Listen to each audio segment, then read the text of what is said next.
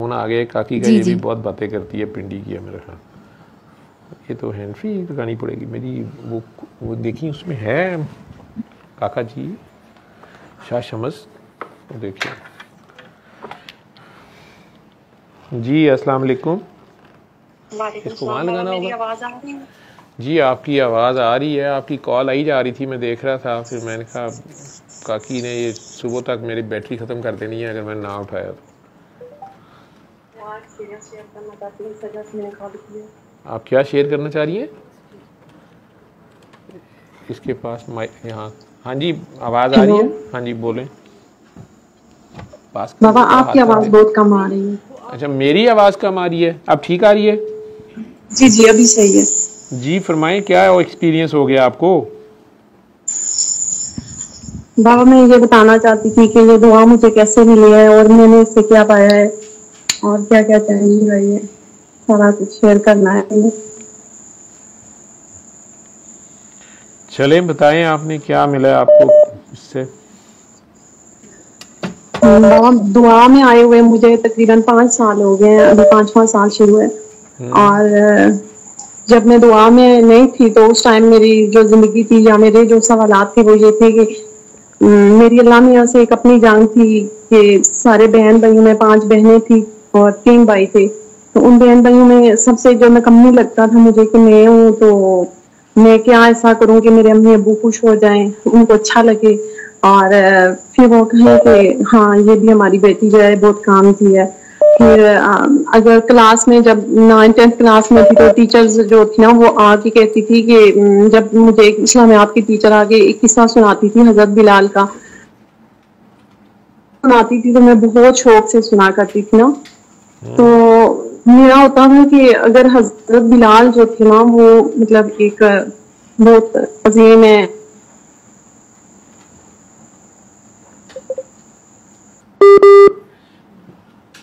Hello hello, मेरा ख्याल है मैंने अपनी तरफ से दूसरी कॉलें बंद करने की कोशिश की है। हेलो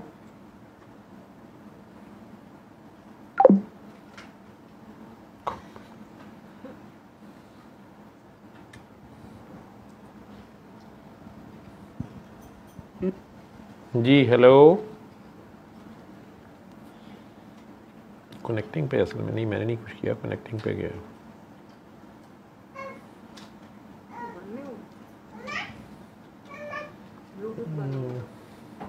नहीं ब्लूटूथ है।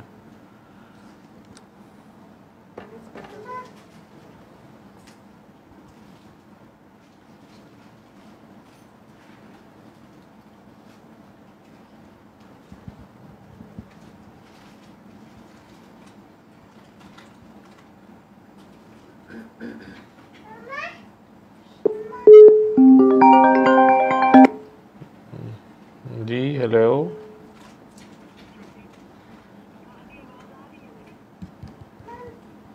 जी, अस्सलाम वालेकुम। वालेकुम सलाम। बाबा, आपकी आवाज बहुत कम आ रही है। चलें आप बोलें जल्दी। तो बाबा, वो जो हजरत बिलाल का वो किस्सा सुनाती थी तो मेरा ऐसे दुआएं निकलती थी ना कि अगर वो मतलब उनके दौर में वो सरकार भी हैं तो उनको देखा भी नहीं है लेकिन वो सहाबा में शामिल हो गए, तो कभी हम में से कोई ऐसा हो जाएगा कि मतलब वो माँ की खिदमत बहुत करे और कैसे हो सकता है, तो मैं सबसे नकम्मी हूँ, तो इनकी खुशी के इनकी मर्जी के काम भी नहीं कर सकती हूँ, बहुत नालायक सी बंदी हूँ, तो कैसे मेरे अम्मी अब्बू खुश होंगे? आप बेटा हजरत अवैस करनी रज़ी अल्लाह ताला अन्हु की बात कर रही हैं। हजरत हाँ बिलाल तो जी जी नबी पाक के साथ ही रहते थे मकाम करने। हाँ जी जी बाबा जी, सॉरी, हजरत अवैस रजा करनी थी। अवैस तो जी बाबा, तो फिर मेरा वो होता था, ये दुआएं थी, फिर मैं कहती थी कि मैं हजरत राबिया बसरी जैसी हो जाऊं, कभी जिंदगी में कोई मर्द ना आए, कोई बंदा ना आए, मुझे कभी कोई देखे ना, कोई बात ना करे, कभी कोई किसी का दिल ना तोड़े। तो बहुत सारी दुआएं थी बचपन की जो मैं मांगा करती थी और मुझे समझ नहीं आती थी कि मतलब ये क्या है जिंदगी के। कोई आता है, कोई बात करता है, दिल लगाता है फ्रेंड्स के साथ तो दिल तोड़ के चले जाते हैं, तो बहुत सारे सवालात थे। तो ऐसे हुआ बाबा, जब सबकी शादी हो गई तो रिश्ते आए बहुत सारे, मुझसे छोटी सिस्टर का भी रिश्ता आया, तो वो मेरे लिए आया और मैंने इनकार कर दिया कि मैंने शादी नहीं करनी है, तो इसका कर दिया, तो छोटी का रिश्ता हमने वहां पे कर दिया। तो फिर मैं रह गई। तो मेरी अम्मी ना बहुत ज्यादा हर दिन कोई 8-9 साल तक शदीद बीमार रही, और बीमार भी ऐसी कि उनको नफ्सियात का भी मसला था और मैदे का मसला था, हेपेटाइटिस था, जोड़ों का दर्द था, बहुत सारी बीमारियां थी, जिनकी हर एक बीमारी थी जो मेरी अम्मी में थी, जो हमें समझ नहीं आता था कि इनका इलाज कैसे होगा, वो कभी ठीक हो सकेगी या नहीं। तो मैं जब अम्मी को देखती थी तो मैं कहती थी कि मैंने शादी नहीं करनी, तो बस मैंने ना अम्मी को संभालना है, अम्मी को देखना है। तो अम्मी के साथ ही बस एक इस तरह की, आप बड़ा आईसीयू में होते हैं तो आप 100 मरीज को देखते हैं, 200 को देखते हैं ना, तो आपको पता है मरीज बेड पे लेटा हुआ है, उसको आराम से जाके पास देख लेना है, इंजेक्शन लगाना है या दवाई देनी है, कुछ भी है। लेकिन मेरी अम्मी का ये हाल था कि 24 आवर्स, अगर वो सोएंगी तो मैंने सोना है, वो जागेंगी तो मैंने जागना है, वो खाएंगी तो मैंने खाना है, वो पीएंगी मैंने पीना है। मतलब एक बहुत मुश्किल ड्यूटी, इतनी मुश्किल कि एक वक्त ऐसा आ गया कि जो यूके में 2 सिस्टर थी, उन्होंने कॉल की और मुझे एक बार बोला कि हम ऐसा करते हैं, अम्मी को किसी पागल खाने में या किसी ऐसी जगह पे, मतलब जहाँ पे अम्मी को कोई और देख ले तो आपकी जो थोड़ा सा आपको सुकून मिलेगा, ज़हनी सुकून होगा। तो मैंने कहा कि आप लोगों ने इतनी बड़ी बात कर दी और ये मैं ऐसा होने नहीं दूंगी कभी भी, मुझे पहली और आखिरी बार आपने ऐसी बात की है, तो अम्मी को मैं ऐसे कभी नहीं छोड़ सकती, मैं जैसे भी है मुश्किल है लेकिन मैं अम्मी को खुद ही संभालूंगी, देखूंगी। तो मैं जब बहुत ज्यादा रोती तकलीफ में, भाभियां अपने अपने घरों में, कोई मेरे पास नहीं आता, मैं इतना ज्यादा कि अम्मी अगर बीमार होती, गाड़ी लाती, खुद ही उनको उठा के गाड़ी में रखना, फिर गाड़ी से निकालना, हॉस्पिटल लेके जाना, इस तरह सारा कुछ। तो ये अम्मी का ही सारा मसला चल रहा था। तो हम रावलपिंडी एक हॉस्पिटल में गए तो वहां पे एक काकी जी थी, बाबा आपकी बहुत प्यारी काकी है वो वहां पे मिली। तो वहां पे कुछ भी नहीं, तो जो ओपीडी था उसके बाहर तकरीबन 50 या 100 बंदा हुआ होगा, और उन्होंने मेरी अम्मी की कंडीशन देखी, व्हील चेयर पे थी और मैं ऐसे हिजाब किया, वो उनके साथ साथ भाग रही हूँ। तो वो मेरे पीछे भाग के आई और कहती है बेटा बात सुनो, बेटा बात सुनो। तो मैंने कहा आंटी जी क्या बात करनी है आपने? तो कहती है कि बेटा एक दुआ है तो आप अम्मी को बोलो ना ये कर लें तो ठीक हो जाएंगी। मैंने कहा आंटी जी आप किस दुआ की बात करती हैं? मैं दुनिया के हर पीर के पास गई हूँ, आप मरी में, पेशावर में, पिंडी में, लाहौर में, गुजरांवाला में, मुजफ्फराबाद, एबटाबाद, जहां कहीं किसी पीर का नाम ले, मैं आपको उसकी हिस्ट्री बताऊंगी, मुझे पता है। तो मैं इन चीजों से बड़ी थक गई हूँ, तो मुझे पता है इनसे कुछ नहीं होता। आप कौन सी सूरत की बात कर रही हैं? सूरह बकरा में एक बार 41 दिन घर में लगा चुकी हूँ, फिर छोड़ के फिर 41 दिन लगा चुकी हूँ। कुरान की किसी आयत, किसी सूरत का नाम लें, किसी अल्लाह के कोई नाम ना लें, आप 99 नामों में से नाम लें, तो मैं आपको बताऊंगी कि इसका क्या मतलब है, इसका क्या वजीफा है, ये कैसे किया जाता है, मैं आपको बताऊंगी। लेकिन मुझे पता है मेरी अम्मी के ये मसले हल नहीं होने, आप कुछ भी नहीं कर सकते। वो कहती है बेटा जी आप अपनी अम्मी को बोलो थोड़ी देर अपनी आंखें बंद करें तो मैं उनको दुआ कराती हूँ। मैंने कहा उनको तो समझ ही नहीं है, उनको पता ही नहीं है वो कैसे आंखें बंद करेंगी। तो वो कहती है नहीं बस आप बोलो उनको आंखें बंद करें और ये ना दुआ करें। तो मैंने कहा जल्दी नहीं, हम तो आप नंबर दे दें अपना तो हम घर जाते हैं। मैं घर आई तो मैंने उनको बताया कि उनका थोड़ा सा नफ्सियाती मसला भी है, तो ये इस तरह बात नहीं करती या सुनती या समझ नहीं है, उनको नींद नहीं आती, या सो जाएंगी तो शायद 3 दिन भूखी रहेंगी, सोई रहेंगी और फिर खाना पीना नहीं है। तो फिर उन्होंने कहा कि आप ऐसा करें, इनको कसीदा बुर्दा शरीफ सुनाएं। जब कसीदा बुर्दा शरीफ बाबा उनको सुनाया गया तो तकरीबन 2-3 माह तक अम्मी नॉर्मल हो गई, जैसे इनको कोई बीमारी नहीं है और ठीक होती गई। उनको जो ब्लड वोमिट होती थी वो इस तरह होती थी कि लोग कहते थे पता नहीं ये जो हेपेटाइटिस के पेशेंट है इनको 3 बार अगर ब्लड की वोमिट हो तो वो नहीं सर्वाइव कर पाता, वो फोत हो जाता है, मार जाता है। तो मेरी अम्मी को पता नहीं कोई 9 साल तक नाक से जो ब्लड आता था वो बहुत ज्यादा शदीद आता था, चादरें कपड़े बाल्टियां बाहर जाती थी, पूरा घर बदबू से भरा होता था। फिर अगर उनको मैदे की वो मुंह से उल्टी आती थी खून की, तो वो भी जो है ना इतनी आती थी कि पता नहीं कोई 10 बार या 50 बार आई होगी, इतनी ज्यादा। और जब आती थी तो आईसीयू में हम लेके जाते और जब आईसीयू में लेके जाते बाबा तो सारे घर वाले परेशान दुखी रोते कि अब बस अम्मी का आखिरी टाइम है ये वो। तो मैं कहती कुछ भी नहीं बाबा, उस टाइम मेरे पास दुआ नहीं थी, तो मैं ये करती थी कि मैंने 4 बार आयतुल कुर्सी पढ़नी और 4 बार कुल पढ़ने और आईसीयू में अम्मी को भेज के तो ये अल्लाह मियाँ को बोल देती थी कि अल्लाह मियाँ मुझे पता है ये आपकी चीज है, आपने इमानत वापस लेनी है मुझसे, लेकिन ना इस टाइम मेरी अम्मी आपके पास इमानत है ना, मैं आपको दे रही हूँ, ये डॉक्टर जो अंदर काम कर रहे हैं मैं इनको इमानत देती हूँ, आप इनके साथ हैं, तो मुझे ये अम्मी वापिस चाहिए बस। तो वो जब भी आईसीयू में जाती तो वहां से बिल्कुल ठीक होके वापस आती, तो लोगों को यकीन ही नहीं आता।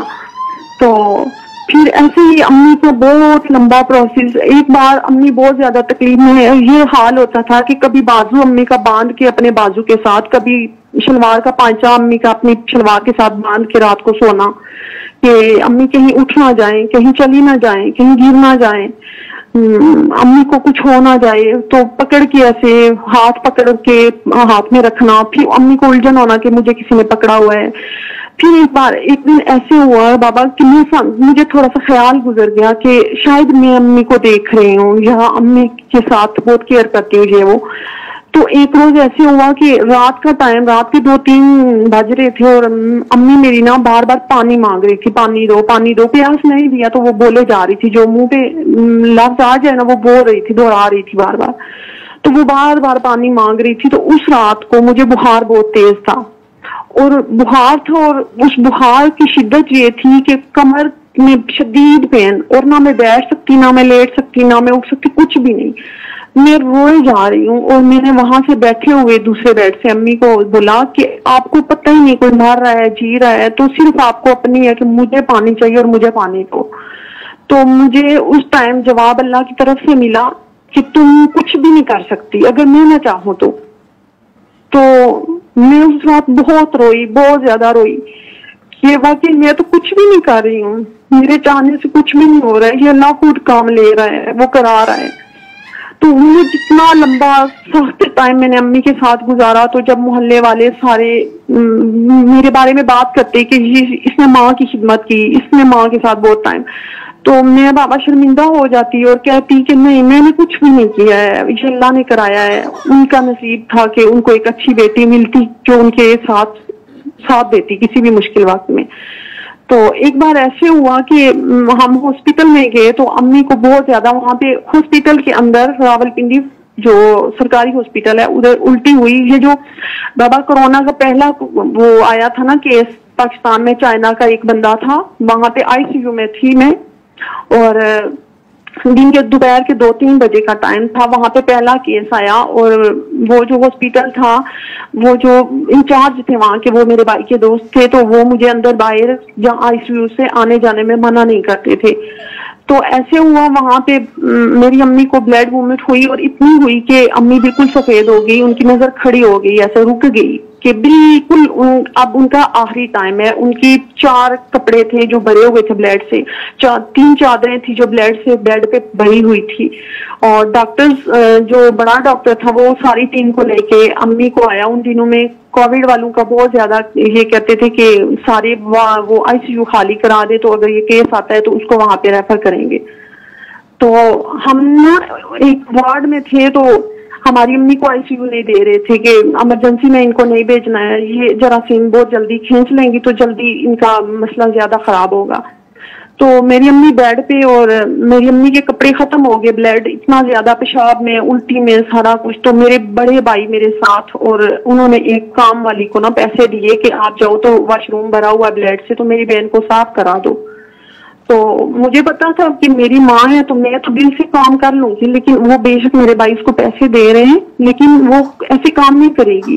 तो मैंने कहा तुम पैसे भी रखो, जाओ और मेरी माँ के लिए बस दुआ करना, मैं सारा कर लूंगी। मैंने वॉशरूम से अम्मी को उठाया, बेड पे रखा, वो डॉक्टर सारी टीम को लेके आ गए, और मेरे सर पे डॉक्टर ने हाथ रखा और कहा कि बेटा देखो, घर में अगर ये सारा हाल होता तो वहां पे भी अल्लाह आपकी अम्मी का मुहाफिज था, और इस हॉस्पिटल के अंदर भी अल्लाह है। तो दिन के 2 बज रहे थे या 3, तो वहां से एक चाइना की काके का केस आया। वो ब्लड था सारा, और पूरी वो जो वार्ड थी बाहर की वो ब्लड से भरी हुई थी। और मुझे पता है बाबा कि वहां पे लोग एक भगदड़ सी मची हुई थी, भाग रहे थे, खौफ डर खा रहे थे और मुझे कुछ भी पता नहीं है कि ये क्या है क्यों है। और जो गार्ड था वहां पे वो मुझे रोक रहा था कि नहीं जाना है। मैंने कहा कुछ भी नहीं होता, अल्लाह है, कुछ भी नहीं होता, आप लोग इससे क्यों इतना डरते हो।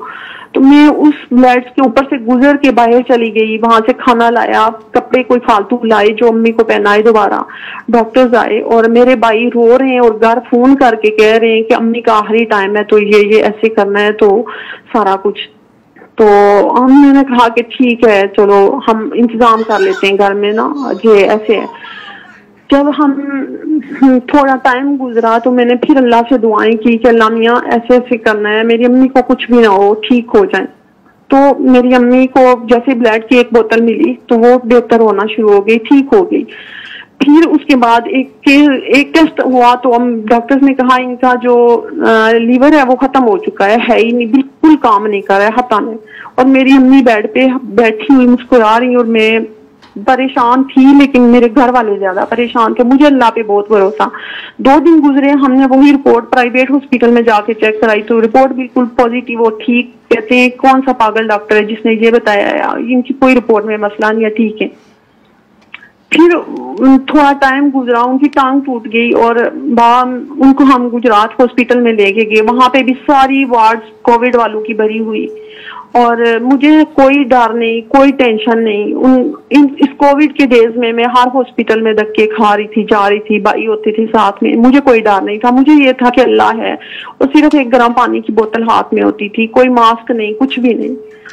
तो ये सारा अम्मी के साथ मुश्किल वक्त जो जितनी दुआएं मैंने मांगी, जब दुआएं वही है बाबा जो जब हमें प्रैक्टिकल में आके ना हमें कहा जाता है आप खड़े हो, इधर जो मांगी हुई है ना इधर खड़े हो, तो जब हमारी चीजें निकलती है ना, वो जो जब कोई बात करता है ना कि नमाज कायम कैसे होती है, तो जब वो कायम कराता है तो पता चलता है कि 24 घंटे जब हम दर्द में होते हैं और उसकी तरफ देख रहे होते हैं तड़प के, तो वही नमाज कायम हो जाती है। वही तो दर्द होता है, उसके सिवा कोई नजर नहीं आ रहा होता है, ना कोई बहन ना कोई भाई। सारी बहनें थी, भाभियां थी, लेकिन मेरा यह हाल था कि मैं किसी को नहीं कहती थी कि मेरी माँ का काम करो।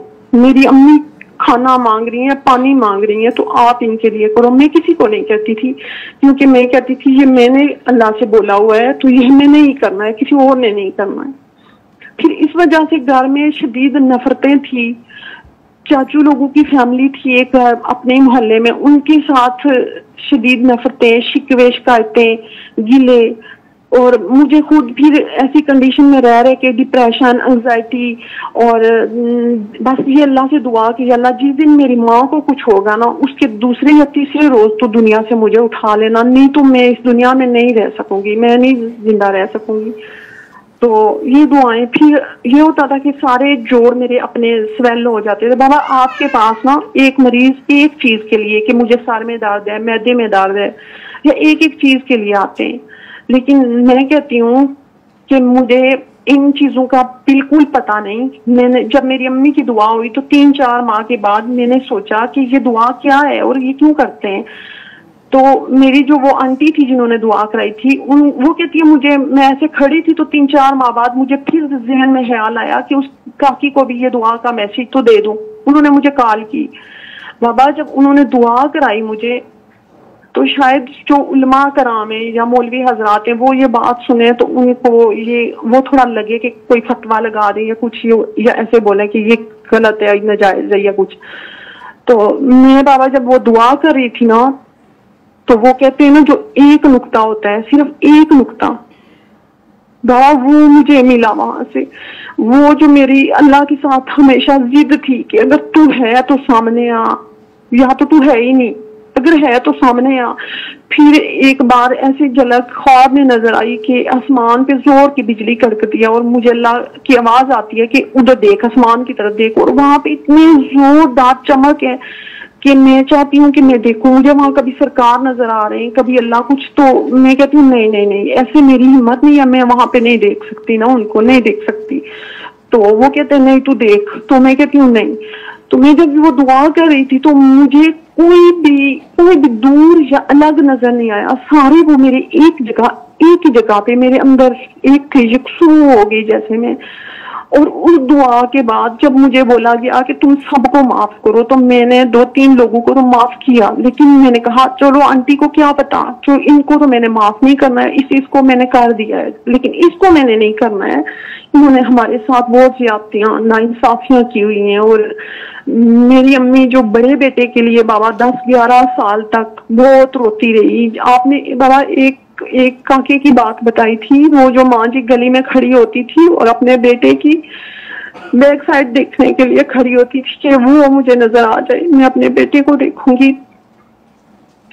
तो बाबा मेरी अम्मी बहुत सालों तक अपने सगे बहन की बड़ी बेटी ब्याह के लाई हुई थी, मेरे चाचू की बेटी थी, वो उसको ब्याह के लाई हुई थी। और मेरी अम्मी तड़पती थी एक ही घर में रहते हुए कि मैं सिर्फ अपने बेटे का कपड़ा देख लूं या वो ये देख लूं कि वो कहाँ से गुजर रहा है, कब आ रहा है, कब जा रहा है, लेकिन वो नहीं देख पाती थी। और इसी में बाबा मेरी अम्मी की शायद दुआएं थी, उनको औलाद की भी आजमाइश हुई, जान की भी आजमाइश हुई, माल की भी आजमाइश हुई। और मुझे लगता है कि वो उनकी मांगी हुई दुआएं थी बाबा। मैं फिर जब मैं दुआ सिस्टम में आई तो मैंने ये चीजें भी नोट की कि क्या मेरी अम्मी अपने सास ससुर के साथ कहीं पे गलत थी, या उन्होंने नाइंसाफी की, या उन्होंने उनके बेटे को उनसे जुदा किया था। वो सारा बाबा मैंने देखा, कुछ भी ऐसा नहीं था। तो वो बस ऐसी थी कि जो बात कहती थी, जो वो नुस्खे बताती थी, मेरे हकीम साहब जो मैं रात को आए ये बता के गए, ये तो हमें यकीन नहीं होता था मेरी अम्मी ये क्या बातें कर रही है, इनको क्या पता, कैसे बोलती हैं, ये एक एक बात उनको पता होती थी। फिर हर एक ऐसी बात कि मुझे इस दुआ के बाद जैसे मेरी दुआ हुई तो मेरे अंदर सिर्फ एक सवाल आया, सिर्फ एक सवाल। मैं इससे पहले 5-6 बार कुरान पाक तर्जमे के साथ पढ़ चुकी थी, लेकिन मुझे समझ नहीं आती थी कि मैं क्या पढ़ रही हूँ, लेकिन पढ़ चुकी थी तर्जमे के साथ। फिर मुझे अल्लाह की इतनी तलाश थी, मैं व्हाट्सएप पे अहले हदीस, अहले सुन्नत, अहले तशी हर तरह के ग्रुप्स में गई, हर तरह की आयात ढूंढी, सूरतें ढूंढी, तर्जमे ढूंढे कि मतलब अल्लाह अगर है तो वो किस चीज का नाम है। जो मेरे आखिरी सफर था इस दुआ में आने से पहले, वो मेरी आखिरी जो ऑनलाइन मैंने किताब मंगवाई थी, खुद से खुदा तक का सफर, वो किताब थी बाबा जो मैंने मंगवाई थी। और मैं कहती थी शायद इस किताब को पढ़ के मैं अल्लाह तक पहुंच जाऊं। अभी उसके मैंने 2 पेजेस पढ़े थे तो ये दुआ मेरे तक आई। और जब मैंने दुआ की तो मेरे अंदर एक सवाल आया कि चलो ठीक है, इन्होंने माफ भी सारों को करा लिया। और ये हाल था दुआ करते हुए बाबा कि ये क्या तरीका है कि मेरा अंदर फट रहा है। मैं कहती हूँ मैं आज चिल्लाऊं, चीख के रोऊं अल्लाह के आगे, लेकिन आंटी बोल रही है मुंह से बोलना भी नहीं है, और अंदर ही अंदर जो बोलना है बोल लो, जो दुआ मांगनी है मांग लो। तो बड़ा अजीब मुझे फील हुआ। फिर मैंने दुआएं कर ली, सारा कुछ हुआ। मेरे जिस्म में जो दर्द थे, मेरे जोड़ सूज रहे थे सारे, मेरे मैदे में मसला था। मैं चाय, अंडा, पराठा, पकोड़े, समोसे, कोई यंग फूड्स, कोई बाकी लड़कियों की तरह मैं ये चीजें नहीं खा सकती थी, लेकिन मैं अपनी तरफ ध्यान नहीं कर सकती थी। मेरा टोटली ध्यान अम्मी की तरफ था कि अम्मी ठीक हो जाए, अम्मी के मसले खत्म हो। दूसरा मेरी शादी का मसला बना हुआ था, रिश्ते का, कि इतनी ज्यादा बाबा जितनी भी काकियां आज मुझे सुन रही हैं, मेरा उन सारी काकियों के लिए एक जवाब है, एक सवाल उनके इस सवाल का कि हमारे रिश्ते क्यों नहीं होते, हमारी शादियां क्यों नहीं होती, हमें लोग देख के छोड़ के वापस क्यों चले जाते हैं। उन सारी काकियों के लिए बाबा मैं किसी की लिखी हुई किताब से नहीं, अपनी जिंदगी का प्रैक्टिकल उनके सामने रखूंगी कि शादी का जो सुंदस काकी जी ने एक सेमिनार में बात की थी कि जो शादी है वो सरकार की मर्जी से होती है, वो बात मेरे दिमाग में ऐसी बैठी कि सरकार की मर्जी से होती है तो मैं फिर कैसे कर सकती हूँ। बाबा हमने रिश्तों के लिए ऑनलाइन एप्स पे, फेसबुक पेजेस पे, यहाँ मोहल्ले वाली, शहर वाली, गांव वाली, हर जगह की, दूर दराज की, गुजरांवाला, लाहौर तक जो रिश्ते कराने वाली आंटियां हैं उनको पैसे दिए, पीरों फकीरों को पैसे दिए, बड़ा कुछ किया, हर हरबा इस्तेमाल किया। आधी रात को किसी पीर ने कहा कि आना, हम गया, हमें दिन का टाइम किसी पीर ने दिया, हम दिन को गए कि हमारा रिश्ता हो जाए, शादी हो जाए। अच्छा भला लोग कहते हैं प्यारी है, पढ़ी लिखी है, तो फिर आपका रिश्ता क्यों नहीं होता है, क्या बात है। दबाव मेरा उनसे एक ही बस वो जो बात है कि सरकार की मर्जी से रिश्ते होंगे, शादियां होंगी, आपकी मर्जी से कुछ भी नहीं होना। जब अल्लाह ने चाहा तो होगा। इस दुआ के बाद वो सवाल जो मेरे अंदर आया कि ऐसे दुआ क्यों करनी है, मैंने कुरान पाक खोला तो 3रा या 4था पारा था, उसमें लिखा हुआ था कि और अपने परवरदिगार को दिल ही दिल में आजिज़ी और खौफ से और पस्त आवाज से सुबह शाम याद करते रहो। ये आयत मेरे सामने आई, ये इस तरह यहाँ पे तर्जमा है, लेकिन उस टाइम जो मुझे जवाब में जो मेरी आंखों में ये तर्जमा दिखाया गया वो ऐसे है कि अपने परवरदिगार को जुबान और आंख बंद करके अपने दिल में, कभी ख्याल की जुबान में, दिल ही दिल में उसको पुकार के याद करके देखो।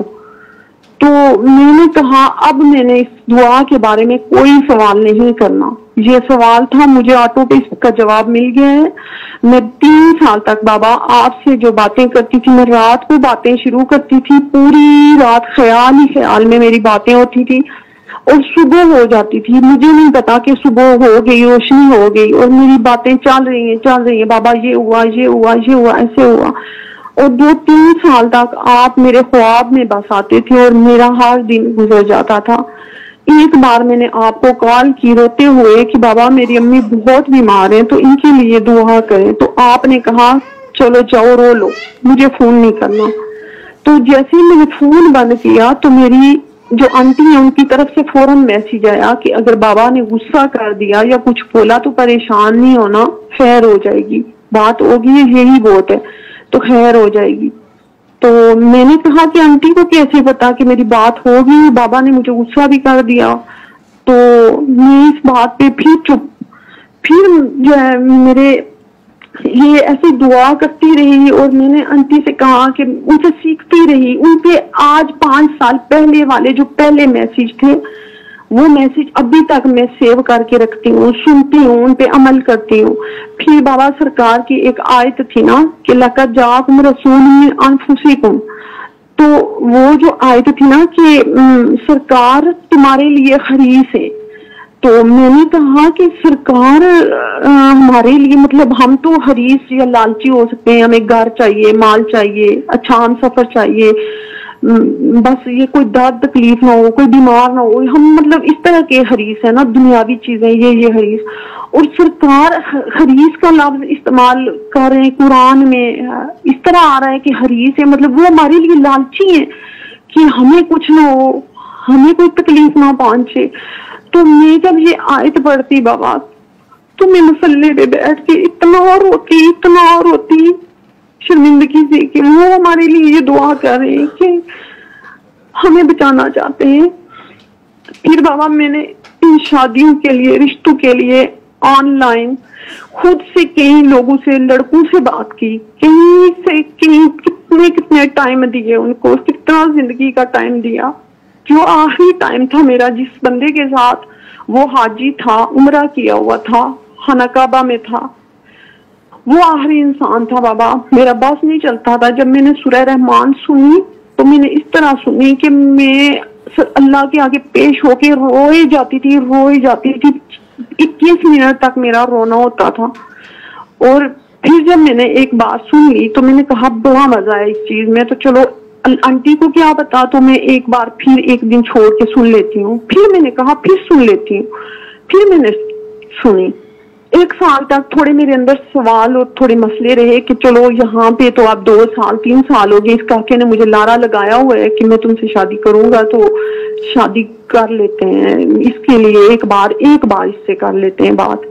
और ये सूरत इसके लिए हम सुनते। तीसरी बार मैंने सूरत जब सुनना शुरू की तो मेरा ये हाल हो गया कि मैं अगर कहीं पे खड़ी हूँ, मैं शदीद रो रही हूँ, मेरा मुंह ऐसे जकड़ लिया गया कि मतलब मैं उसको खोल नहीं सकती, मैं बोल नहीं सकती, मैं रो नहीं सकती, वो जकड़ा हुआ है, शदीद तरीन जकड़ा हुआ है। या मैं किसी ऐसी कैफियत में चली गई कि मैं झूम रही हूँ, मुझे कुछ भी नहीं पता मेरे साथ क्या हो रहा है।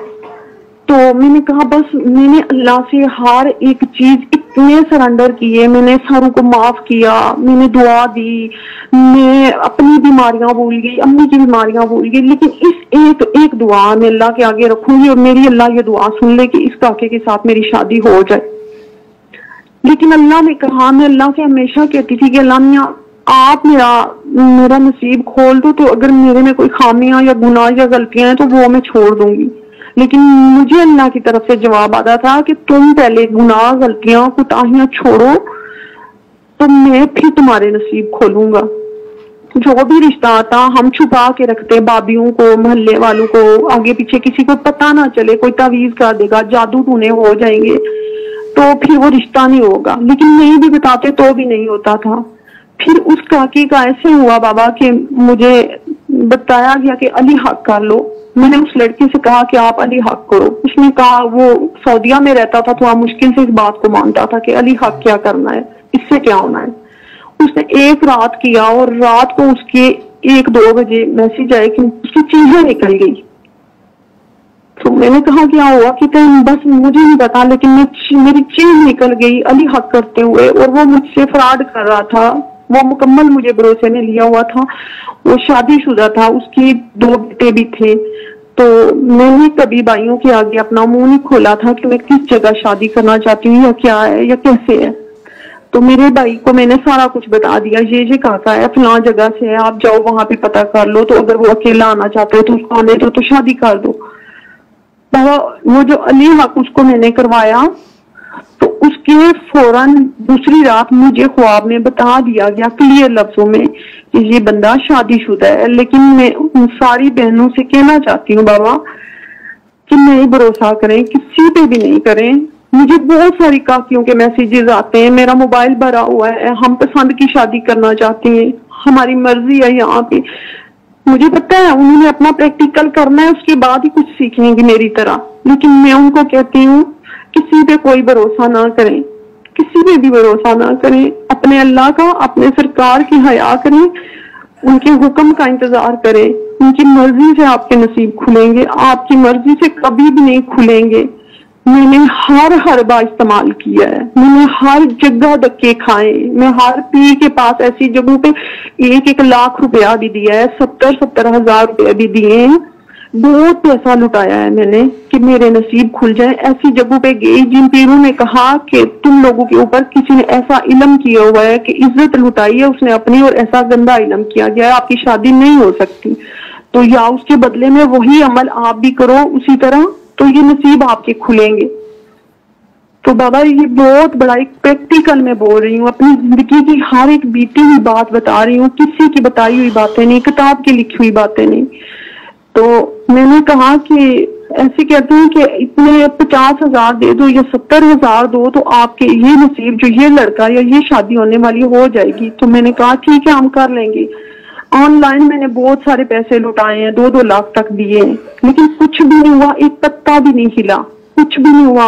और जब मैंने 2-3 साल की दुआ के बाद अल्लाह के आगे सरेंडर कर दिया, ये शादी वाला मसला ही खत्म कर दिया, मैंने देखा कि जब आप अल्लाह के आगे अपने जितने भी उसने इख्तियार दिए हैं ना, कि आपका इख्तियार है, आप पानी पी सकते हो, खाना खा सकते हो, वो सारा कुछ डाल दो उसके आगे, जीरो हो जाओ, सरेंडर कर दो, तो वो वही करता है जो आपकी मर्जी होती है, आपकी जो खुशी होती है वो अल्लाह वही कर देता है। लेकिन आप उसके आगे जीरो हो, खत्म हो, बस अपनी मैं को मिटा दे।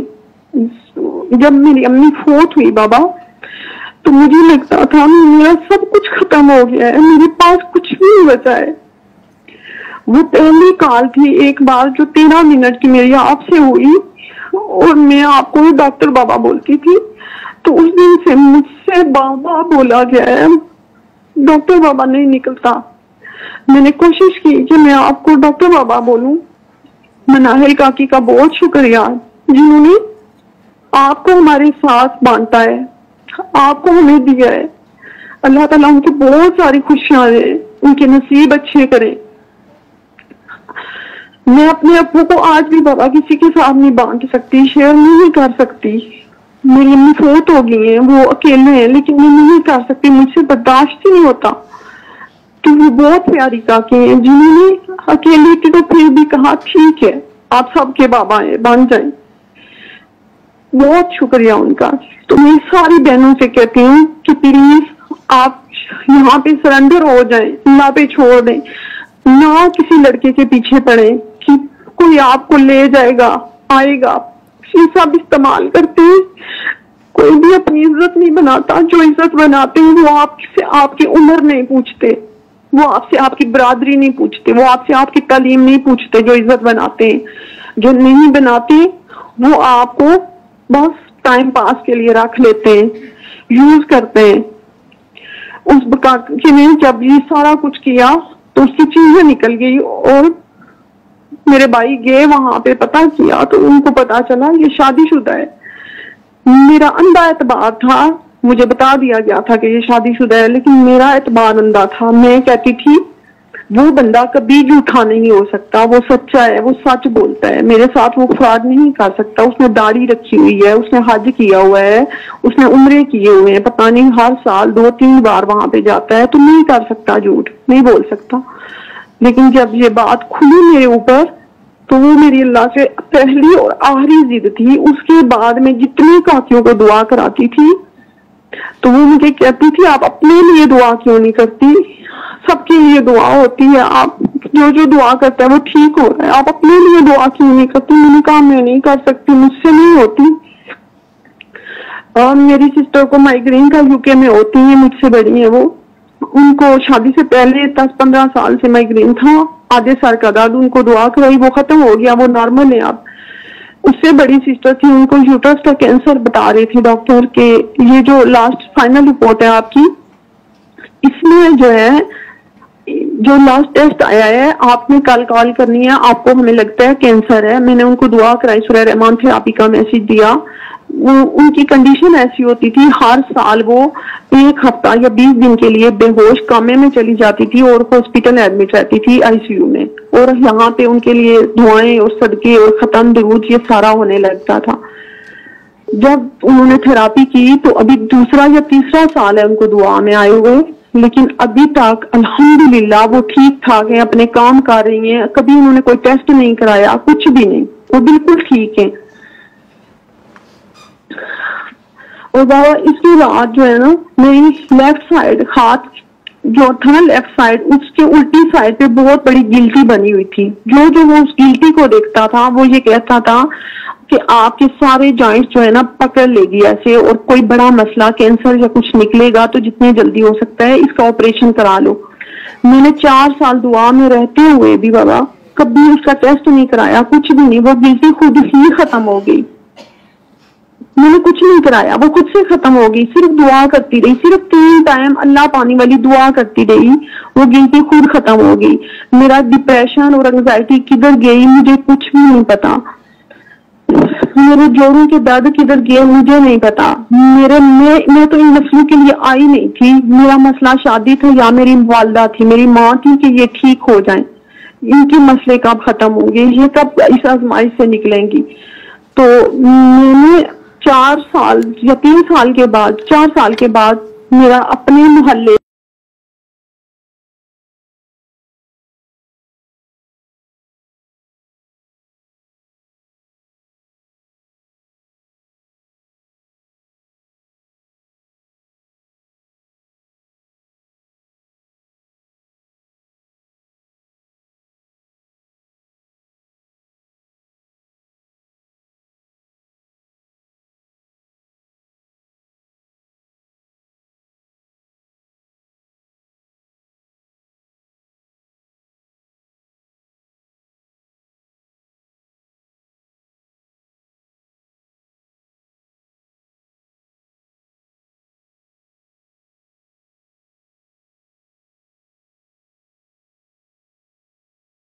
आप फैज़े आम के दिन है तो वही दे दें। मेरे को 7 बजे से लेके 2 बजे तक बाबा के कदमों की तरफ और बाबा के चारों तरफ उधर घूमती रही। मुझे कुछ पता नहीं था यहाँ पे आते हैं तो क्या करते हैं, कैसे होता है सारा कुछ। फिर आते आते उनको ऐसे बोल दिया कि बाबा अगर मेरे नसीब इस दुआ में रहते हुए खुल गए ना, तो जो गारंटियां मुझे लोगों ने दी थी कि तुम कभी भी, तुम्हारी शादी नहीं हो सकती, तुम्हारे नसीब नहीं खुल सकते, तो बाबा मैं मान जाऊं कि ये वाकई ये दुआ सिस्टम कोई दुआ है कि मतलब मैंने अब आप पे या अल्लाह पे बिल्कुल छोड़ा हुआ है, मैं अब इसमें नहीं आ रही हूँ।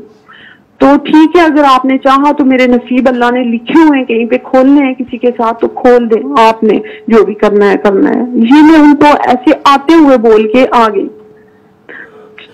जब बाबा इस बात को 1 साल गुजरा, जब दूसरे साल में गई तो अल्लाह पाक ने वो रिश्ता भी भेज दिया, निकाह भी हो गया और 2-3 माह बाद मेरी शादी भी है।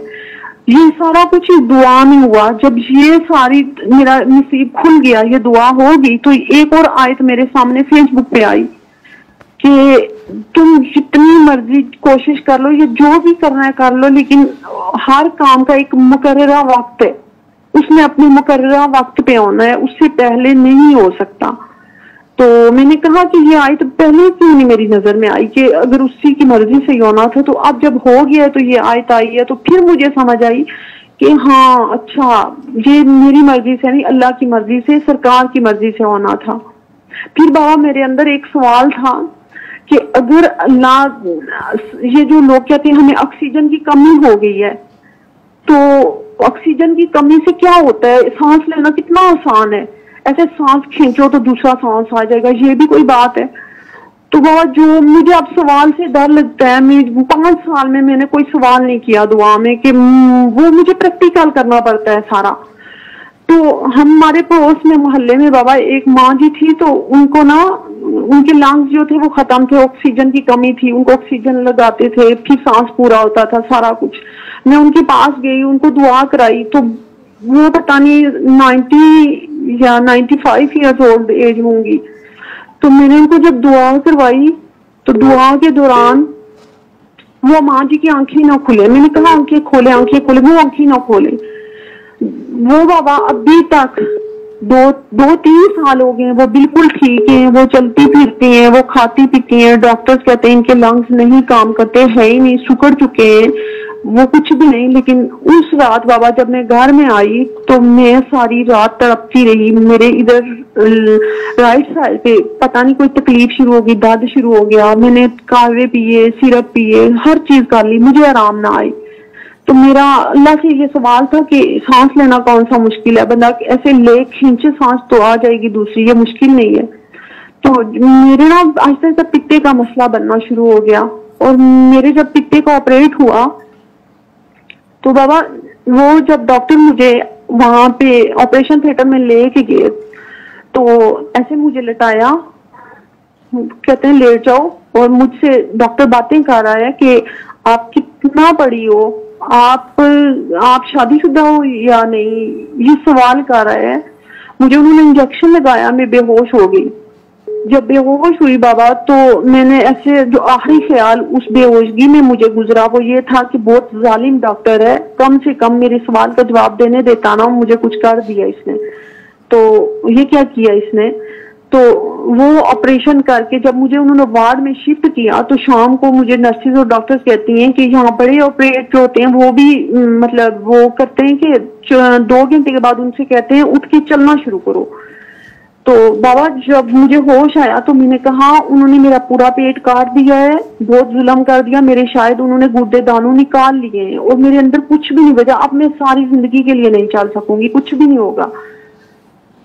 ये सारा मेरे अंदर चल रहा था। तो मुझे बाजी कहती है उठ के बैठो, डॉक्टर्स हमें गुस्सा हो रही है कि आप बिठाते नहीं है इसको, ऐसे बना दिया है जैसे बहुत बड़ी मरीजा है, तो उठा के बिठाएं। तो वो बाबा उस टाइम मेरा जो ये इतना सा सवाल था जिसके जवाब के लिए अल्लाह मियां ने इतने लंबे पूरा मुझे प्रैक्टिकल में गुजार दिया। मेरा सांस आना बंद हो गया। मैंने बाजी से कहा कि बस खत्म, अब आगे नहीं, मुझे हिलाना नहीं, मुझे सांस नहीं आ रहा है। तो वो डॉक्टर्स आई, ऑक्सीजन दिया उन्होंने। तो मैंने कहा कि अच्छा ये क्या, मैं तो अब नहीं चल सकूंगी, कभी ठीक भी नहीं होंगी, मेरा तो सांस भी नहीं आ रहा है, तो मुझे लगता है ये आखिरी टाइम है। तो कहती है नहीं नहीं ठीक हो जाओगी, मसला नहीं है इतना ज्यादा। अभी यही चल रहा था तो मेरा सांस थोड़ी 20 मिनट 15 मिनट के बाद थोड़ा थोड़ा आना शुरू हुआ। मुझे वो सवाल याद आ गया कि मैंने अल्लाह से कहा था कि अल्लाह मियां सांस लेना कौन सा मुश्किल है, अब नहीं आपसे सवाल करूंगी बस। तो फिर बाबा एक दिन ऐसे हुआ कि मैं घर में थी, तो हमारे दोनों तरफ गेट है, लेफ्ट और राइट साइड 2 गेट है। तो मैं ना छोटी छोटी बातों को बहुत नोट करती थी। तो एक बेवा औरत है, वो हमारे घर के पीछे उनका घर था, तो वो अक्सर अपने दुख लेके मेरे पास आया करती थी। तो मेरी भाभी को कैंसर था, 10-11 बजे का टाइम था, तो मैंने कहा मैं 10-11 बजे अपने घर से फ्री होके तो काम वाली चली जाए, तो मैं इधर से निकल के ना तो भाभी की तरफ जाऊंगी, वो मेरा वेट कर रही होंगी, मैंने उनके काम करके देने हैं। तो जैसे ही मैं ताले लगा रही थी दरवाजों को, तो वो राइट साइड वाला जो गेट था ना, वहां पे वो माँ जी बेवा जो थी ना वो आ गई। जब वो गेट पे आई तो मैं कमरे में छुप गई कि अब ये आएंगी तो मेरा 1-2 घंटा लगा देंगी यहाँ पे। तो जब मैं छुप गई तो मैंने कहा कि ये क्या,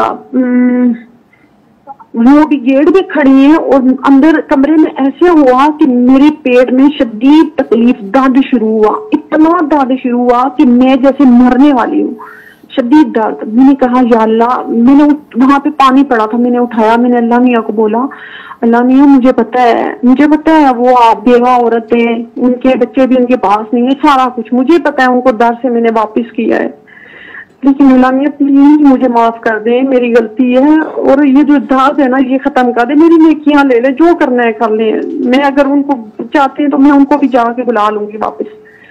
अभी ये दुआ कर, वहां पे मुझे उनको बेचते साथ वापस ये दर्द शुरू हुई, मैंने वहीं पे खुद को पकड़ लिया कि ये इस वजह से हो रहा है कि वो जो तेरी भाभी थी वो तुझसे दूर है, अभी ये जो आई थी ये तेरे दर पे आई थी तेरे साथ दुख अपने दर्द बांटने के लिए, तो मैंने ये गलत किया।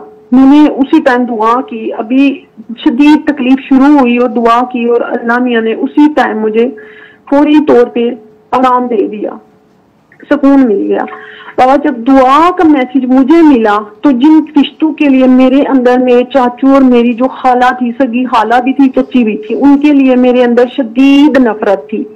वो इसलिए थी कि वो हमेशा, मेरी अम्मी सादा थी और वो तेज थी, तो वो जो जो करती थी जिंदगी में हमने देखा था, वो उसकी वजह से हम सारा कुछ ज़हन में चलता रहता था, दुख दर्द थे कि क्यों ऐसे करते हैं। फिर मैं कभी कभी अल्लाह मियाँ के आगे जाके मसल्ले पे रो रो के दुआएं करती, अल्लाह मियाँ दिलों के ऊपर तेरा इख्तियार है, तू चाहे तो दिलों को बदल सकता है, इनको अच्छा बना सकता है, तो अल्लाह मियाँ प्लीज आप मेरी खाला को हमारे हक में अच्छा इंसान बना दे, इनके दिल बदल दे, इनके दिल नरम कर दे, इनके दिलों में हमारे लिए जगह बना दें। जिस तरह हम आजिज हैं, इनसे प्यार करते हैं, हमें इनके पास बैठने को दिल करता है, उनके दिल में भी मोहब्बत डाल दें। उनके दिलों में इतनी नफरतें क्यों है, पैसे की चाहत क्यों है इतनी ज्यादा।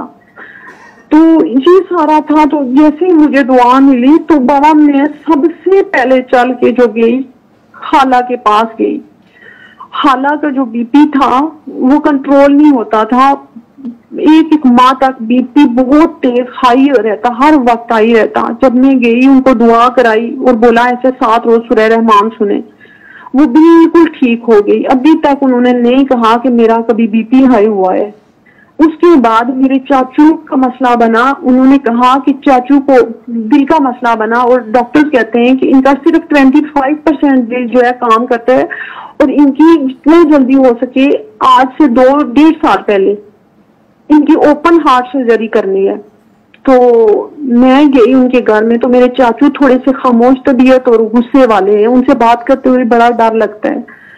मैं उनके घर में गई, उनके सारे बच्चों से बात की कि अगर तुम लोगों ने दम दरूद कराना है तो मैंने ये दुआ नहीं करानी, और अगर ये दुआ करनी है तो बस और दम दरूद नहीं कराना।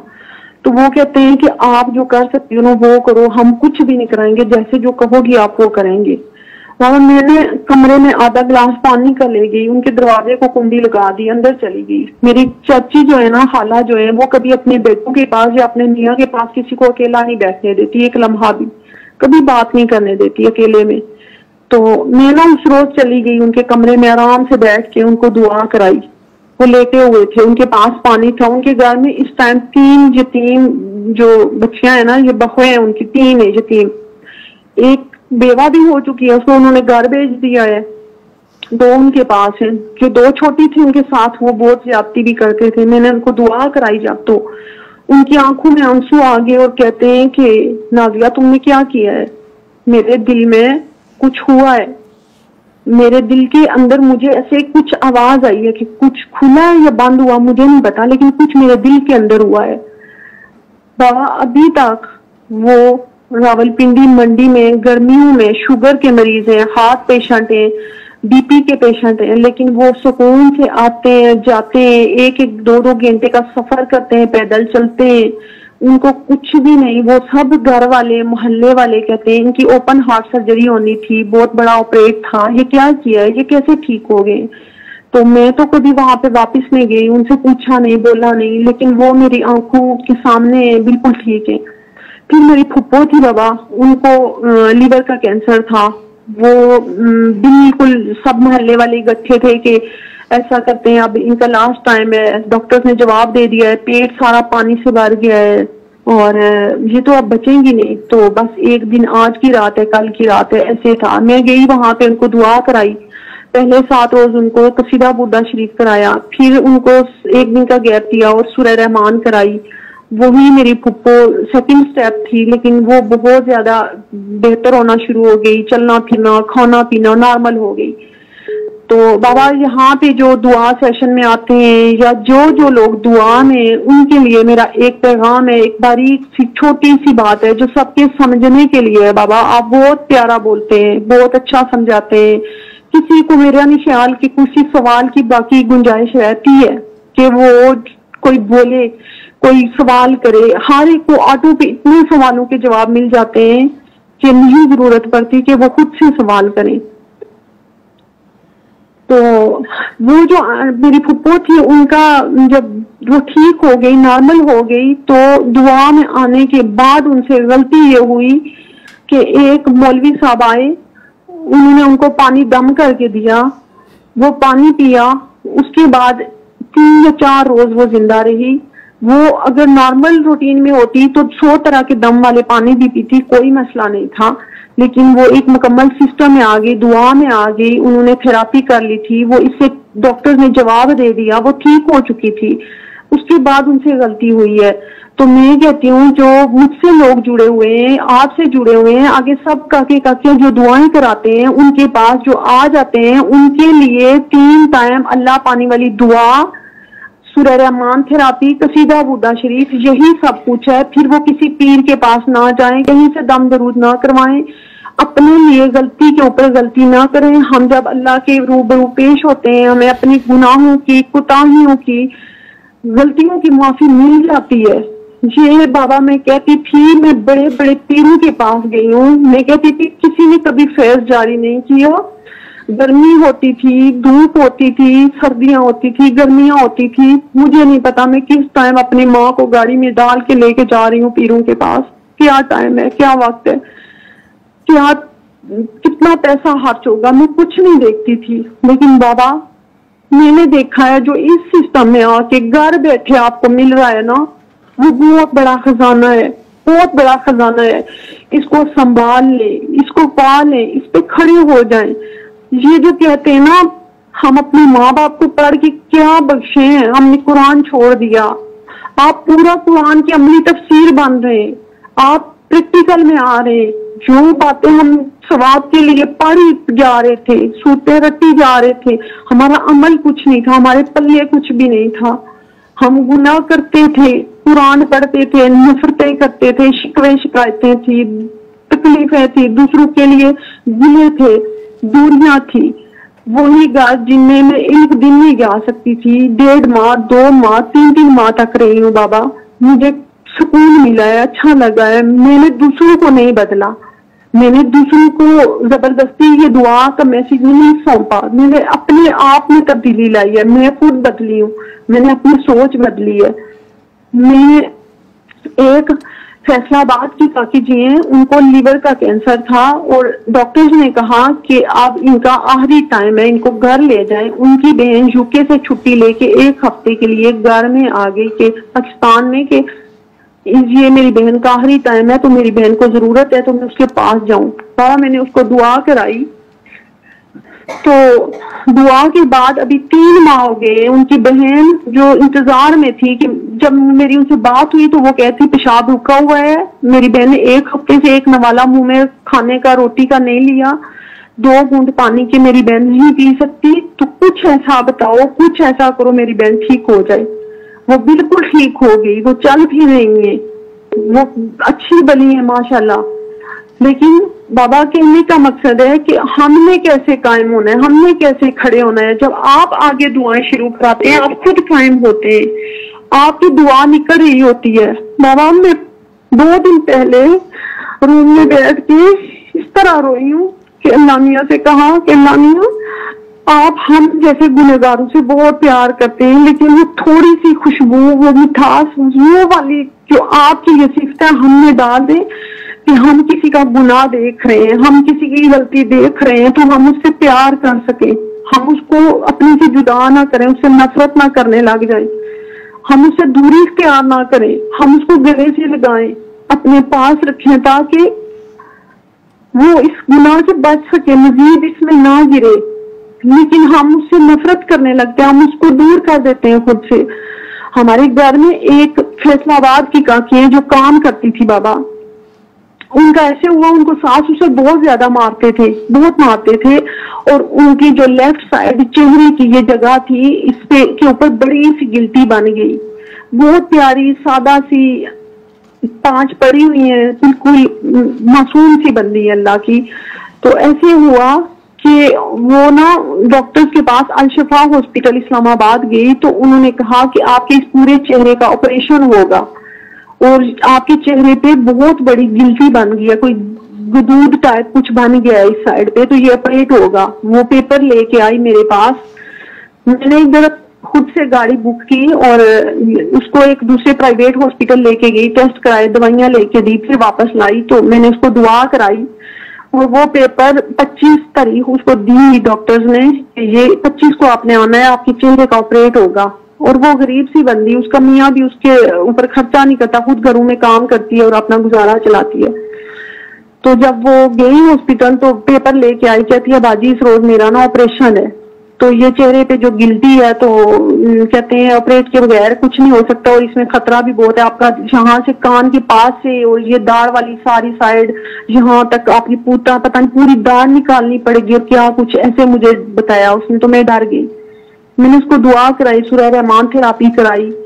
जब दूसरी बार गई तो उसने कहा कि डॉक्टर्स कहते हैं कि ये आपने क्या किया है, उन्होंने मेरा एक्सरा किया तो कहते हैं कि नहीं इसकी तो जरूरत ही नहीं है, पता नहीं आपने वो पहले वाली आपकी रिपोर्ट गलत है शायद या सही है, वो आप ही किया देख लें।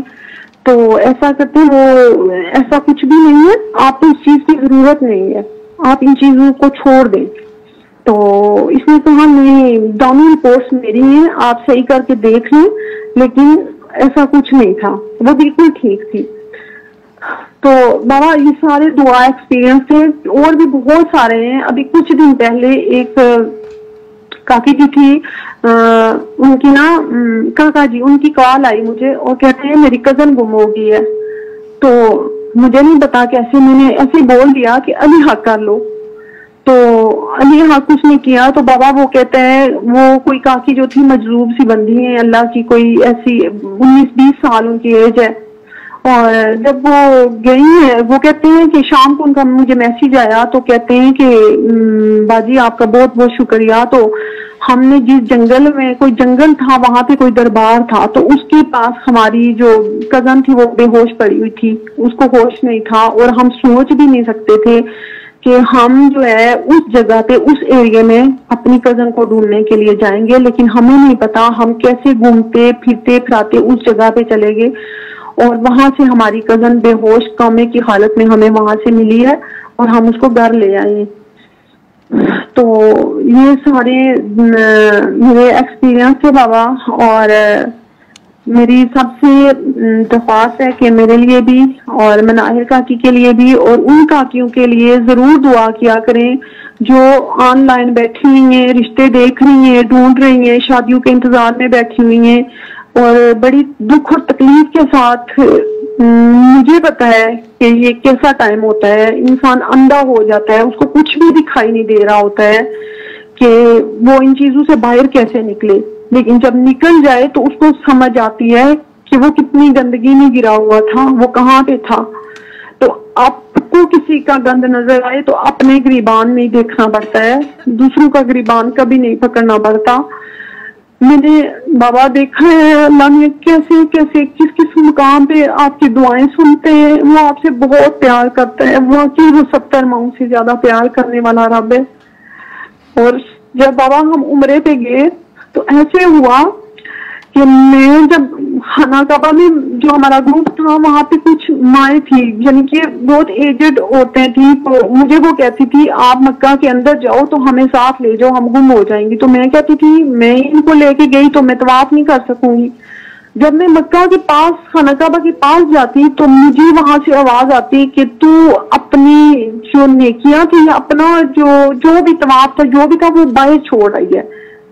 तो मुझे लगता था, फिर मुझे अंदर से आवाज आती कि मेरा काम था उन माँ जी को साथ लाना, तो वहीं से मेरे साथ अल्लाह खुश हो जाता। लेकिन मेरी ख्वाहिश के लोग तवाफ पे तवाफ कर रहे हैं तो मैं भी कर लूं।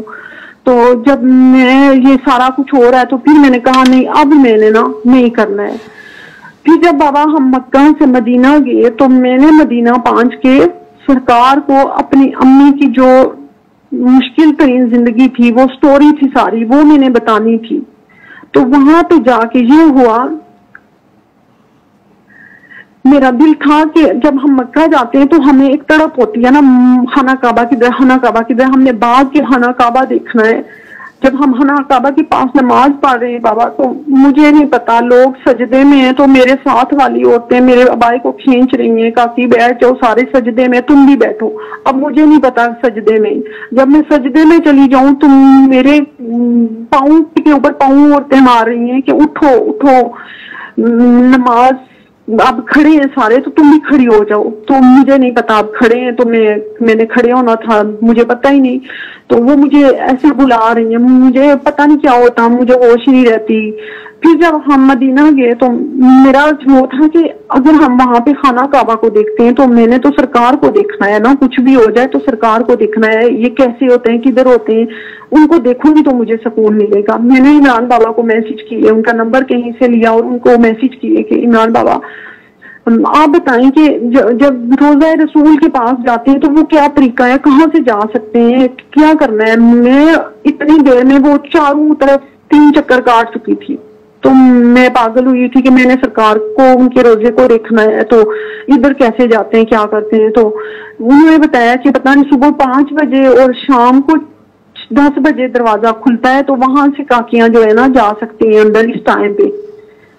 तो बाबा एक रोज जब मैंने जाना था और मैंने सरकार को ये बताना था कि बाबा सरकार या रसूलुल्लाह, मेरी अम्मी जो मुश्किल जिंदगी गुजार के आपके पास आ रही है, उनके साथ क्या क्या हुआ है, मैंने सारा कुछ सरकार को बताना था। लेकिन वहां पे इंडिया से एक काकी जी थी जो बाहर खड़ी थी, मैं ऐसे वो बाउंड्री उन्होंने बनाई होती है ना, यहाँ पे खड़े हो जाए तो नंबर जैसे ही हम खोलेंगे तो आपने अंदर जाना है। मैं फास्ट पे अपने जूते उठा के खड़ी हूँ, तो वहां पे वो माँ जी थी, आंटी थी, वो आ गई तो कहती है बेटा आपने अंदर जाना है, तो नमाज का टाइम खत्म हो गया, सब लोग वापस घरों को जा रहे हैं, तो अभी आपने हाजिरी देनी है। तो मेरे साथ टाइम आई हूँ, मेरा बेटा बाहर है तो मैंने आपके साथ जाना है। मैंने कहा ठीक है आए, मुझे पता है इधर से अंदर जाते हैं तो मैं आपको साथ ले जाऊंगी। बाबा वो इतना मेरा एहतराम करने लगी, मुझे नहीं पता वो सरकार ने, अल्लाह ने वो उनको क्यों भेजा, कहाँ से भेजा मेरे लिए। वो कहती है आप मेरी मुर्शिद हो, मेरी उस्ताद हो, आप मुझे रास्ता बताने वाली हो, आप अपने जूते मुझे दे दो, मैं उठाऊंगी। मैंने कहा कि प्लीज मुझे शर्मिंदा ना करें, आप बड़ी हैं, मुझे मुश्किल नहीं है, मैं जूते उठा लूं। Shumaila Kauser, RA UK. WhatsApp on. काकी जी 1 घंटे की कॉल तेरी हो गई थी, ठीक है। अब और भी कॉलें इसी चक्कर में आना शुरू हो गई हैं, लोग यहाँ बड़े दूर से आके कहीं बैठे हुए हैं और अब तेरी सारी बात हो गई, अब बस कर दे, ठीक। 1 घंटे का दुआ सेशन तूने खुद ही करा दिया, तो मुझे भी रेस्ट मिल गया इस दौरान। हाँ ये काकी जी जो पीछे वाले दुपट्टे वाली बैठी है ना, दो माइक, वो पीछे जो बैठी जी बेटा जी, कहाँ से आए हैं, क्यों आए हैं? बोलो काकी जी अब हाँ वालेकुम सलाम, अब तेरी दवा सारी हो गई है, अब इधर मैं बात जो लोग दूसरे शहरों से आए हैं ना उनसे बात कर लूँ, ठीक। अल्लाह किसी वजह से रखना चाहता है ना, मैंने तो नहीं रोकी है, खुद ही कटी है ना। सरकार के साथ जो बातें होती हैं वो पब्लिक में नहीं करते। ठीक है, ओके, अल्लाह हाफिज़ जी। अस्सलाम वालेकुम, मैं पिंडी से आई हूँ और रुबीना आपा ने बताया था आपका। रुबीना आपा लेके आई हैं, Nadia क्या कह के लेके आई WhatsApp हैं? audio. ये इसकी आवाज़ क्यों आ रही है? अच्छा जी जी। अच्छा, मैं 5-6 साल लाहौर में रही हूँ, लेकिन दिल था आपसे मिलने को कि मेरा एक बच्चा ऑटिस्टिक है उस हवाले से। लेकिन बस मैं कहती थी मुझे जैसे आपकी तलाश नहीं होती, मिलना है इनसे। फिर मेरे हस्बैंड का ट्रांसफ़र हो गया पिंडी, तो बच्चों के पेपर्स हो के, तो अभी जैसे समर वेकेशन हो गई तो मैं चली गई पास उधर पिंडी। तो परसों रुबीना आपा अपनी बेटी के पास गई थी एबटाबाद, तो वापस जब आ रही थी तो उन्होंने मुझे कॉल की कि मैंने आपके पास आना है। तो मैंने कहा ठीक है आ जाए। तो ऐसे ही थोड़ा सा उन्होंने आपका जिक्र किया तो मैंने एकदम से कहा कि अच्छा, मैंने कहा मुझे तो तलाश थी डॉक्टर साहब की। तो उसने कहा कि अच्छा आ जाओ, दुआएं चले जाते हैं। मैंने कहा नहीं, मैं नहीं जा सकती, मैं कल डी खान से मैंने गई भी हूँ, वापस आई भी हूँ, तो वो बहुत सफ़र है, मैं नहीं जा सकती, मतलब कि तकी हुई बहुत ज़्यादा, और मेरा 5 महीने का बेबी भी है। तो मैंने कहा वो बहुत रोता है रास्ते में, तो मैं नहीं जा सकती। तो कल 2 दिन पहले ऐसे ही मैंने कॉल की, मैंने कहा मुझे एक्सपीरियंस शेयर करें, आप तो दुआ पे गई थी, मुझे बताएं क्या हुआ, कैसे हुआ। तो उन्होंने कहा कि मैंने कभी नहीं, हम मिलते रहे कुछ टाइम पहले, हम फ्रेंड्स बनी हैं, तो हम फ़ोन पे जब मैंने ये पूछा तो उन्होंने कहा मैंने ये कभी नहीं बताया, हम सब बातें कर लेते थे, घर का, फैशन की सारी बातें, कपड़ों की, आपका इनका कभी नहीं बताया। मैंने कहा नहीं। तो फिर क्योंकि एक तो मेरा सी सेक्शन हुआ था, दूसरा जगह चेंज हुई है, फिर इस्लामाबाद में घर नहीं मिल रहा, वो इस तरह के कुछ प्रॉब्लम्स, तो मुझे और लाहौर में आदत हो गई थी, फ्रेंड्स यहाँ पे सारा, तो उधर जाके दिल नहीं लगना, तो बहुत ज़्यादा मैं अपसेट थी और जैसे शोल्डर्स के ऊपर बहुत ज़्यादा बोझ फील हो रहा था। तो मैंने फिर रुबीना आपा से, उन्होंने मुझे दुआ कराई कि आंखें बंद करनी है, पानी पीना है, इस तरह से। तो जब वो करवाई तो मुझे बहुत अच्छा लगा। मैंने कहा कि मैं बहुत टाइम से रोई नहीं हूँ, मतलब रोना आता है मुझे, लेकिन मैं इस तरह से रोई नहीं हूँ, टाइम भी नहीं होता, या फिर बच्चों के साथ बंदा अकेले नहीं बैठ सकता ना हर वक्त बच्चे, और जो मेरा ऑटिस्टिक बच्चा है वो तो 2 बच्चों के बराबर है, उसके साथ भाग दौड़, तो बस उसी वजह से फिर उस दिन दुआ जब करवाई तो बहुत ज़्यादा सुकून महसूस हुआ। तो परसों फिर उन्होंने कहा कि मैं आपके लिए रुकती हूँ लाहौर में, आप आ जाएं। तो मैं आज ही पहुँची हूँ, और जैसे पहुँची मैं रुबीना आपा के पास गई और हम यहाँ आ गए।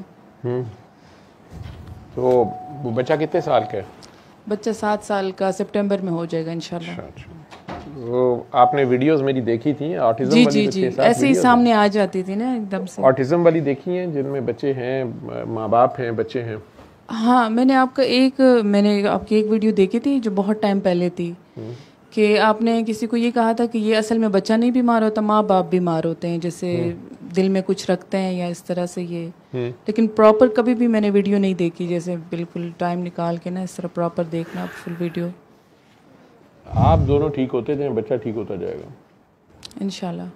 जी इंशाल्लाह। तो वहाँ कहते हैं ना शक होता है ना तो अल्लाह तो चाहता है तो ये मैसेज आप तक आया। जी जी, ठीक है, और वो रहमान है, इसमें शक कोई नहीं है, बेशक। और हम उसकी राय मान लें तो ज़रूर खैर होती है। तो छोटा सा बच्चा है जी, अल्लाह ताला, मैंने कहता होता हूँ कि ये एक छोटा सा फ़ोन है, इसकी कंपनीज को मार्केट में भेजने से पहले 100 बार चेक करती है, क्वालिटी चेक करती है ना, जी, फिर लॉन्च करती है। तो जो अल्लाह की प्रोडक्ट है, जिसको उसने बेहतरीन बनाया, अशरफुल मखलूक़ात बनाया, तो जिस वक्त माँ के पेट में अमानत रख दी जाती है, यार ये गर्म हवा फेंक रहा है, ये क्या चक्कर है, कुछ है मसला कूलिंग में, या इसको कम कर लो, तो उस अमानत में हमारे से कमी बेशियाँ होती हैं। 9 माह जब माँ के पेट में बच्चा होता है, माँ की जो ज़हनी हालत है, बाप जो कमा के ला रहा है, या घर का जो माहौल है, ये सब चीज़ें बच्चे पे इफ़ेक्ट करती हैं। और अब उसके साथ जो भी हम सलूक कर रहे होते हैं, है ना, गर्म हवा है कि ठंडी है? तुम लोगों को ठंडी पड़ी, तुम लोगों को डायरेक्ट पड़ी होगी ना, तुम लोग कम करा है, तो इधर शायद गर्म है। खैर, तो माँ बाप ठीक होते जाएं, बच्चा ठीक होता जाता है। जो बालिग बच्चा अभी नहीं हुआ, छोटा बच्चा है, वैसे भी ये लोग तो ज़रा सुपर नेचुरल बच्चे होते हैं। ऑटिज़म की 6-7 वीडियोस हैं, मुख्तलिफ पेरेंट्स के एक्सपीरियंसेस हैं, जो बाहर से कुछ आए, कुछ यहाँ के हैं, उनका बच्चे में कैसे तब्दीली आती गई। माँ बाप ठीक होते गए, बच्चा ठीक होता गया। माँ बाप आपस में प्यार मोहब्बत, दिल साफ़ कर लिए, सबको माफ़ कर दिया, गिले शिकवे ख़त्म कर दिए, बच्चा भी नॉर्मल बच्चों की तरह स्कूल जाना शुरू हो गया। लेकिन जब तक माँ बाप के दिल में गुस्से, नफ़रतें, पुराने बदले, वो बच्चा भी उसी से इफेक्ट है, वो जुड़ा हुआ है ना उसी माँ के साथ, बाप के साथ। ये बात है उसके पीछे। जैसे ये काकी जी अभी घंटा उसमें बोली है, मुख्तलिफ एक्सपीरियंसेस को 4-5 साल के, मेरे से मुलाकातें शायद गिनती 2 हैं इनकी। एक बार ये मुझे ढूंढती हुई मेरे हॉस्पिटल पहुंच गई थी, और फिर एक बार इधर दुआ में आई हैं। उसके अलावा उर्स पे शायद 1-2 बार मुलाकात हुई है।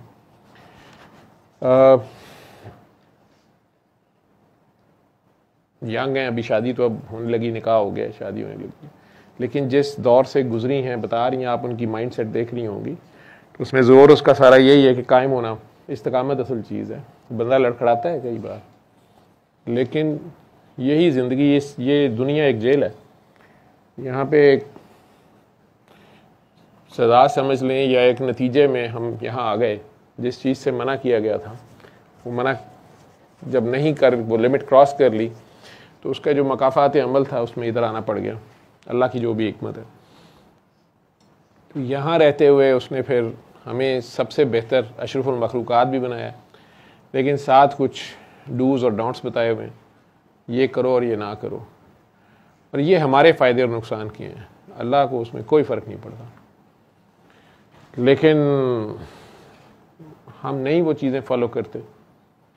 शैतान हमारा खुला दुश्मन जो है, वो हमें आपस में दुश्मनी पे डाल देता है। वो रिश्ते जिनमें बहुत प्यार होना चाहिए, बहुत मोहब्बत होनी चाहिए, इशार और कुर्बानी होनी चाहिए, अदल और एहसान होना चाहिए, वहीं पे ज़िद, अना की जंग जो है, लालच, हसब, कीना, तासुब, ये सब मिला के वो अजीबोगरीब किस्म की पोल्यूशन क्रिएट करते हैं उस घर के अंदर। बच्चे मासूम होते हैं, वो जल्दी इफेक्ट हो जाते हैं। तो दुआ करके पानी पीते रहना। आप दोनों मियाँ बीवी ने 7 दिन सूरह रहमान सुनी। अब आप देखें ना, आप खुद ही कह रही हैं कि 6 साल में लाहौर रही, मेरा बड़ा दिल करता था मैं आपसे मिलूं। मेरे से मिलके क्या करना था? मेरी बात को समझना था, मेरी बात को मानना था। सल्ले अला सल्ले अला सल्ले अला सल्ले अला सल्ले अला शफीना सल्ले